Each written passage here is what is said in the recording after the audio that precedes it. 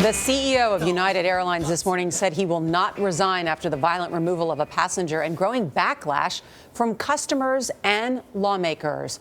Oscar Muñoz called the incident a system failure and issued an apology, saying we will fix this. He called Sunday's incident a, quote, truly horrific event and said, I want you to know that we take full responsibility and we will work to make it right.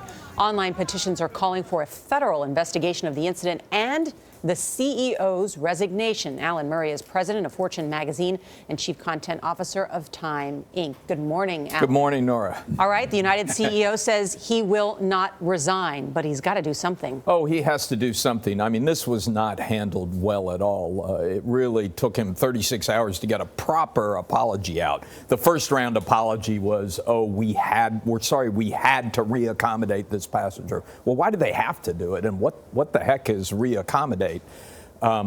I think the fundamental problem that Muñoz had was he was trying to talk to his employees. You know, he's done a pretty good job turning around that company, mainly by making peace with the labor unions. Mm-hmm. But what he failed to recognize is you can't do that anymore. You can't say one thing to one group and say something else to another group. You have to speak broadly because it's going to get out.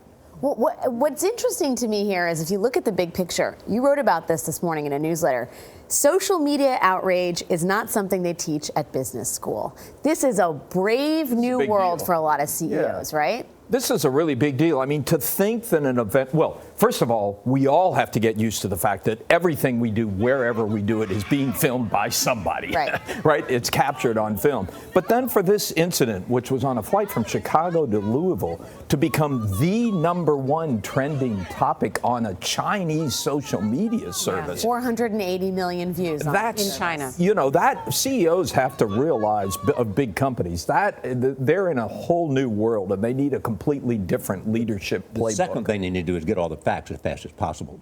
Well, that's true as well. I mean, he was very slow to respond to this and responded inappropriately. Look, you and I have talked about this, Charlie. I mean, it was one of the topics at the Fortune Global Forum in Rome in December.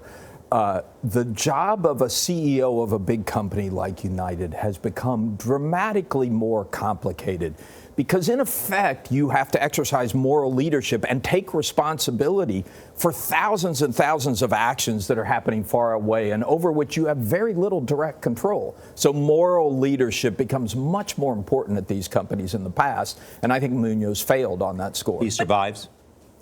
I think he'll survive, but he's got some activists in the stock. I mean, if, you know, they're looking at performance. He has improved performance, but he's got to do more to change the airline's policies to assure people this kind of thing won't happen again. But to Charlie's point about having all the facts, I mean, the video shows a passenger with blood streaming out of his face. Yeah, exactly. He's still in a hospital in Chicago. He has, the doctor has now hired one of the best attorneys in Chicago to represent him. But the airline policy across the board, not just United, remains the same, that when they need to put airline employees on board these flights, their rights supersede those of passengers. Do they need to relook at that I think so. policy, I mean, airline policy? Look, he changed one thing. He has now said we will never again invite law enforcement to come on and enforce that policy. Yeah. That was obviously a mistake. But I think they need to look at the policies. There's nothing that makes customers angrier than this. And by the way, JetBlue has done a pretty good job avoiding those kinds of overbookings. You know, someone emailed me and said that their parent had worked for a company and that the rule had always been the customer is always right. Yeah, I think Muñoz was focused on his employees, not on the customer, and that was his mistake. You can't segment your audience like that. He really needed to be thinking more broadly.